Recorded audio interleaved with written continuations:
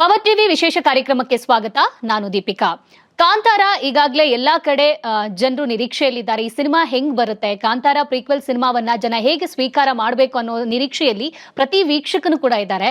So ಇನ್ನೇನು cinema October 2ಕ್ಕೆ ರಾಜ್ಯಾದ್ಯಂತ ವಿಶ್ವದಾದ್ಯಂತ ರಿಲೀಸ್ ಆಗ್ತಾ ಇದೆ. ಇದ್ರ ಬಗ್ಗೆ ಮಾತಾಡಕ್ಕೆ ಚಿತ್ರತಂಡ ನಮ್ಮ ಜೊತೆಗೆ ಜಾಯ್ನ್ ಆಗಿದೆ. ಅವರನ್ನ ಕಾರ್ಯಕ್ರಮಕ್ಕೆ ವೆಲ್ಕಮ್ ಮಾಡೋಣ. ಮೊದಲಿಗೆ ಚಿತ್ರದ ನಾಯಕರಾಗಿರುವಂತಹ ಡಿವೈನ್ ಸ್ಟಾರ್ ರಿಷಬ್ ಶೆಟ್ಟಿ ಅವರು ನಮ್ಮ ಜೊತೆಗಿದ್ದಾರೆ. Hi sir, welcome to the show. ಇನ್ನು ಚಿತ್ರದ ನಾಯಕಿ ರುಕ್ಮಿಣಿ ಅವರು ಕೂಡ ನಮ್ಮ ಜೊತೆಗಿದ್ದಾರೆ. Hi Rukmini, welcome to the show. ನಾಯಕಿ ಹೌದಾ? ಪಾತ್ರದ ಬಗ್ಗೆ ಜಾಸ್ತಿ ಏನ್ ರಿವೀಲ್ ಆಗಿಲ್ಲ. ಹಂಗೆ ಆಗ್ಬಿಡುತ್ತೆ ಇನ್ನೊಂದು ಒಂದ್ ದಿವಸ ಸಿನಿಮಾ ನೋಡಾದ್ಮೇಲೆ ಗೊತ್ತಾಗ್ಬಿಡುತ್ತೆ. ಹೌದಾ?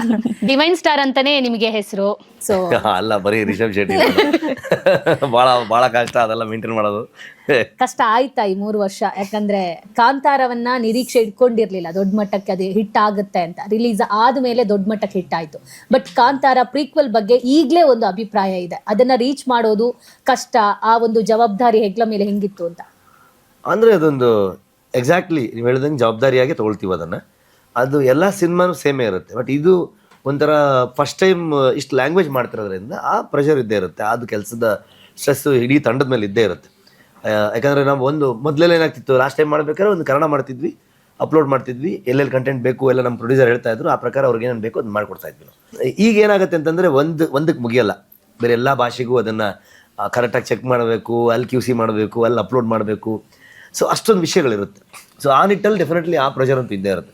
ಅದರ್ ದೆನ್ ದ್ಯಾಟ್ ಒಂದು ಫಿಲ್ಮ್ ಮೇಕಿಂಗ್ ಪ್ರಾಸೆಸ್ಸಲ್ಲಿ ಏನು ನಮಗೆ ಡಿಫ್ರೆನ್ಸ್ ಹಂಗೆ ಕಾಣಿಸಲ್ಲ. ಎಲ್ಲ ಸಿನಿಮಾನು ಒಂದೇ ಥರದಲ್ಲಿರುತ್ತೆ. ಕಾಂತಾರ ಮಾಡುವಾಗ ರಿಷಬ್ ಶೆಟ್ಟಿ ಒಂಥರ ಇದ್ರು. ಅಂದ್ರೆ ಆಫ್ಟರ್ ಕಾಂತಾರ ರಿಲೀಸ್ ಆದ್ಮೇಲೆ ನಿಮ್ ಬಗ್ಗೆ ನೆಗೆಟಿವ್ ಮಾತುಗಳಾಗಿರ್ಬೋದು, ಕಾಂಟ್ರವರ್ಸಿಗಳು ಬರಕ್ ಶುರುವಾಯ್ತು. ಮೊದಲು ಭಾಳ ಅಧಿಕ ಪ್ರಸಂಗ ಎಲ್ಲ ಮಾಡ್ತಿದ್ದೆ ನಾನು ಮೀಡಿಯಾ ಮುಂದೆಲ್ಲ. ಅಂದರೆ ತಮಾಷೆಗೆ ಅದು ಇದು ಏನಾದ್ರು ಕಾಲು ಎಳೆಯೋದು, ಪಕ್ಕದಲ್ಲಿ ಯಾರು ಕೂತ್ಕೊಂಡ್ರೆ ಇದು ಮಾಡೋದು.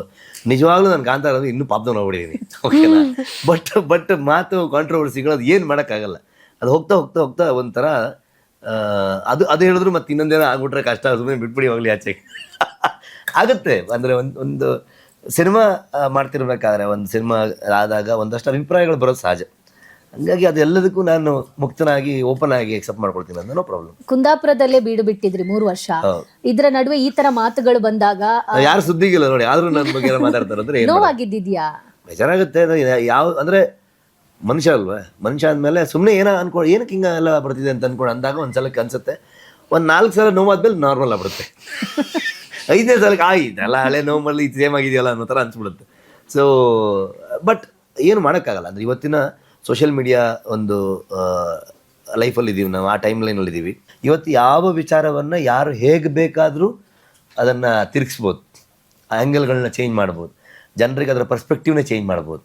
ಅದಕ್ಕೇನಂತಂದ್ರೆ ಅದಕ್ಕೆಲ್ಲ ತಲೆ ಕೆಡಿಸ್ಕೊಂಡು ಇದು ಮಾಡ್ಕೊಂಡು ಹೋಗೋಕ್ಕಾಗಲ್ಲ. ಯಾಕಂದರೆ ಅಷ್ಟು ತುಂಬ ಕ್ವಿಕ್. ಇವತ್ತೊಂದು ಬ್ರೇಕ್ ಆಗುತ್ತೆ, ಒಂದು ನ್ಯೂಸ್ ಬ್ರೇಕ್ ಆಗುತ್ತೆ ಅಂತ ಅಂದ್ಕೊಳ್ಳಿ. ಒಂದು ಇಡೀ ಒಬ್ಬ ವ್ಯಕ್ತಿ ಬಗ್ಗೆ ಕಂಪ್ಲೀಟ್ಲಿ ಅಭಿಪ್ರಾಯ ಚೇಂಜ್ ಆಗಿಬಿಟ್ಟು ಅವ್ನು ತಪ್ಪು ಮಾಡಿದ್ದಾನೆ ಅನ್ನೋ ಥರದಲ್ಲಿ ಏನೋ ಒಂದು ಆದಾಗ, ಅದೇ ನಿಮ್ಗೊಂದು ಸ್ವಲ್ಪ ಟೈಮ್ ಆಗಿ ಅವ್ನು ತಪ್ಪು ಮಾಡಿಲ್ಲ ಅಂತ ಗೊತ್ತಾದಾಗ ಅದು ಅಷ್ಟು ಎಫೆಕ್ಟಿವ್ ಆಗಿ ಇದು ರೀಚ್ ಆಗಲ್ಲ. ಹೌದು. ಅದಕ್ಕೆ ನೀವೇನು ಮಾಡ್ತೀರಿ ಹೇಳಿ, ತಮ್ಮನೇಲಿ ಏನಾಗ್ತೀರಿ ಹೇಳಿ, ನಾವ್ ಹಾಕಲ್ಲ. ನೀವು ಹಾಕ್ತೀರಿ, ಸುಮ್ಮನೆ ನೀವು ನಾನು ನೋಡಿಲ್ಲ. ಚಾನಲ್ಸ್ಗಳು ಹಾಕಲ್ಲ ಸರ್. ನಿಮ್ದು ಯೂಟ್ಯೂಬ್ ಚಾನಲ್ಗಳಿದೆಯಲ್ಲ, ಅಲ್ಲಿ ಬರುತ್ತಲ್ಲ, ಅಲ್ಲೂ ಇಲ್ಲ. ಏನಾಯ್ತು ನೋಡಿ ಅಂತ ಅನ್ಕೊಂಡು ಅದು ಕಾಂತಾರ ಸೆಟ್ ಅಲ್ಲಿ ಹಂಗಾಯ್ತು, ಅಲ್ಲಿ ಹಿಂಗಾಯ್ತು ಅಂತೆಲ್ಲ ಎಲ್ಲ ಹಾಕ್ತಾರೆ. ನಿಮ್ಗೊಬ್ರಿಗೆ ಹೇಳಿದಲ್ಲ ನಾನು, ಎಲ್ಲ ಬೇರೆ ಇಲ್ಲ. ನಾನು ಎಲ್ಲಾ ಮೀಡಿಯಾದ ಪರವಾಗಿ ಹೇಳ್ತೀನಿ, ಮೀಡಿಯಾಗಳು ಯಾವುದೇ ತರ ಅಂತ ತಮ್ಮ ಲೈನ್ಸ್ ಗಳು ಹಾಕಲ್ಲ. ಯಾವ್ದು ಸೋಷಿಯಲ್ ಮೀಡಿಯಾ ಅಂತ ಇರುತ್ತೋ, ಸಪ್ರೇಟ್ ಯೂಟ್ಯೂಬರ್ಸ್ ಇರುತ್ತೋ ಅದು ಮಾಡ್ತದೆ. ಅಲ್ಲ ಎಲ್ಲ ಹಾಕ್ತಾರೆ, ಪಾರ್ಟ್ ಆಫ್ ದೇರ್ ಜಾಬ್. ಏನು ಮಾಡೋಕ್ಕಾಗಲ್ಲ. ಜನರಿಗೂ ಕೆಲವು ಸಲ ನೀವು ಸುಮ್ಮನೆ ನಾರ್ಮಲ್ ಹಾಕ್ರಿ, ಎಲ್ಲ ಕೆಲವರು ಹೇಳ್ತಾರೆ ಸುಮ್ಮನೆ ನಾರ್ಮಲ್ ಹಾಕ್ರಿ, ಏನು ಓಪನ್ ಮಾಡೋದೇ ಇಲ್ಲ ಅವರು. ಏನೋ ಬೇರೆ ಥರ ಹಾಕಿದ್ರೆ ಏನೋ ಇದೆ, ಏನೋ ನಡೀತು ಅಂತ ಹೇಳ್ಕೊಂಡು ಓಪನ್ ಮಾಡ್ಬಿಡ್ತಾರೆ ಅನ್ನೋ ಥರ mind set. May be it is okay.